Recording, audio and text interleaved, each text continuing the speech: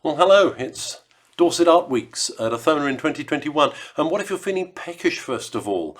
Before you see most of the art, head towards the Four Seasons studio, but you're greeted first by this sculpture.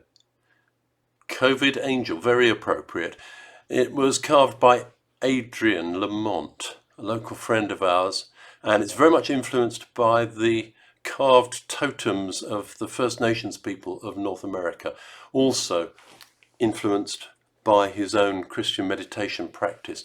And it's a rather fierce guardian figure as we approach the rest of our exhibition, and in this case the new Four Seasons building, which we're very proud of, and where we are serving cream teas and the likes.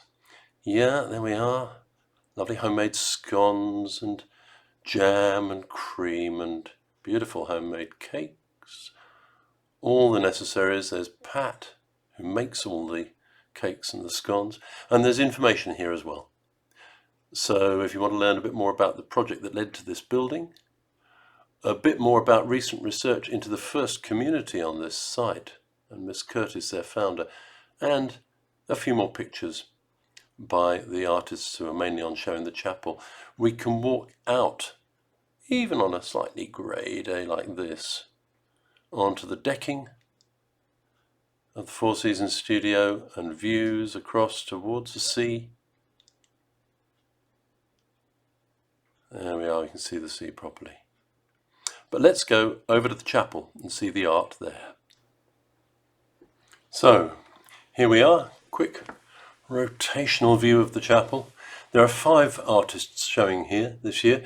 4 of them have shown with us before. One is new, that's Jo Harp, and she's here. I asked her to tell me a little bit about some of her distinctive animal images.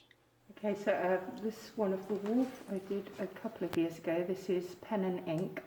He was originally drawn A3 size, large. I use fine liners for all the outlines of the patterns and things, and then I have light fast ink pens, much like using felt tips, but just slightly better quality for filling in with that sort of thing. But then you've got some images that you made directly onto by a digital medium on an iPad? Yeah. Let's look at one of those. So these are done on the iPad using a program called Procreate, which is a very good drawing program that allows you to choose different brush types and pen types, things all using a stylus. The Apple pencil, as it's called, and you can create different layers. So I can sort of start with it's very difficult to explain.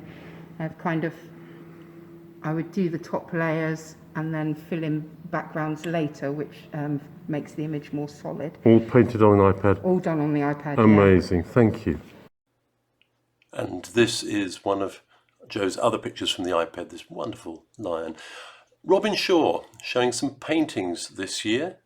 I'm a bit biased about Robin being her husband.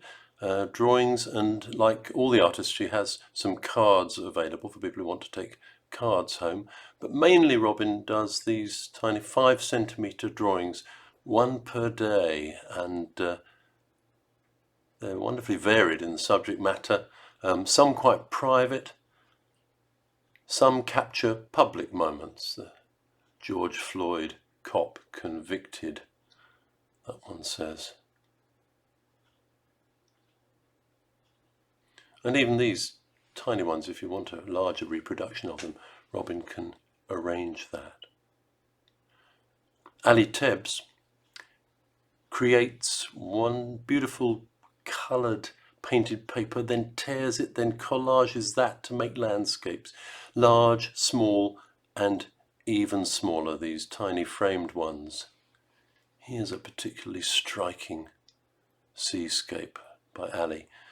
Emma C. Tabor is drawing here on black paper.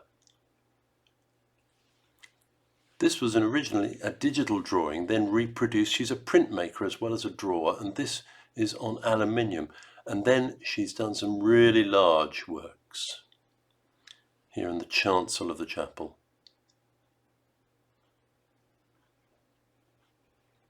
Thank you, Emma.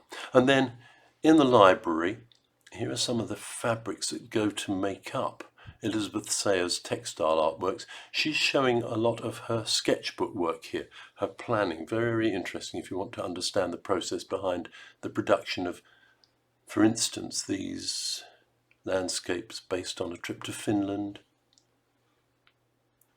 And then these tall trees. And we'll just go in for a real close-up picture of the detail here as we say goodbye from 2021 Dorset Art Weeks.